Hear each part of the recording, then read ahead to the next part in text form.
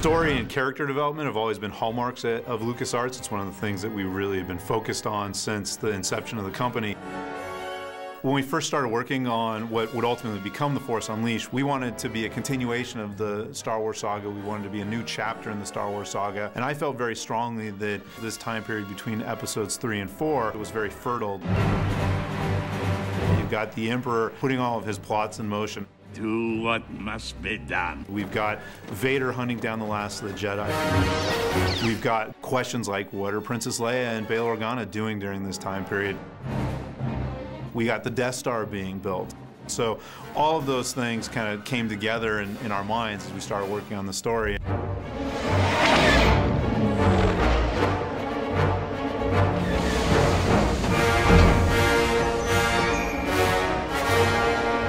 I think we all kind of recognized at some point that Vader has to be kind of the central focus of the story because, you know, George made Vader the central focus of the entire saga. We kind of wanted to open the game with a bang and really wanted to get people's attention, and we allow you to start the beginning of the game as Vader. So the first thing that happens when the player picks up the control is Darth Vader arriving on Kashyyyk because he knows that there is a Jedi that the Wookiees are hiding. The Jedi, of course, puts up quite a fight and is really one of the first unleashed opponents that you face in the game. Vader senses something's a little bit off. He senses that there's somebody more powerful nearby.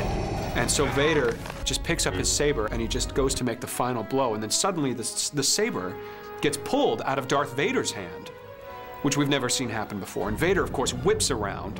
He looks down and he sees this little boy. When that happens and you realize it's just this kid, that's very powerful.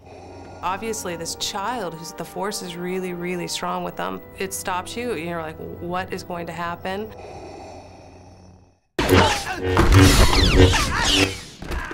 In that moment, Vader realizes that I can use this boy. He's really powerful. Come with me. So we transition to the future, many, many years. And this boy has now become Darth Vader's secret apprentice. Rise, my apprentice. And he's kind of doing these tests or trials for Vader. He's hunting Jedi and trying to prove himself to Vader. What is your will, my master? And so you playing Darth Vader's secret apprentice, that's where the story really takes off. The first mission that you undertake as Darth Vader's secret apprentice is to hunt down one of the last of the Jedi. He gets sent to a TIE fighter construction facility that's been taken over by a general named General Rom Koda.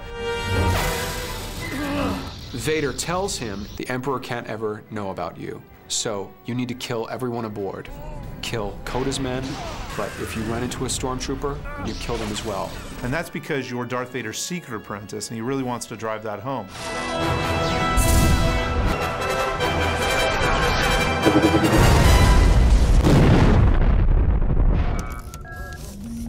Roxy, give me the target.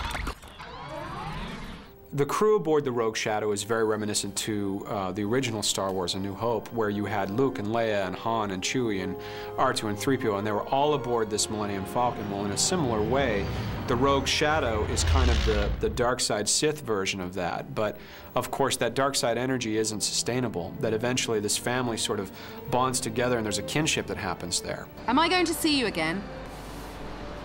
Probably not, no. Obviously, this time period also includes the birth of the Rebellion, this ragtag group of freedom fighters that will ultimately oppose the Emperor and Darth Vader in Episode 4. This scene is such an important part of the Star Wars canon. This is the start of the whole alliance, the whole changing of the guard, the whole shifting in rebellion. We have a really well-rounded story, and you know, it's not very predictable at times. There's a lot of surprises. You may think you're going down one way, and you'll find yourself in another. And I think the character development and the choices that you make in the dark and light side will come across not only through the story, but the actions that you may take. everything we want to do is to kind of further the lore of Star Wars and to really make this a part of the saga. I think the story gives you new understanding about characters like Darth Vader and the Emperor, and new insight into the time period between Episode 3 and 4 as well. You can't wait to find out what's going to happen next.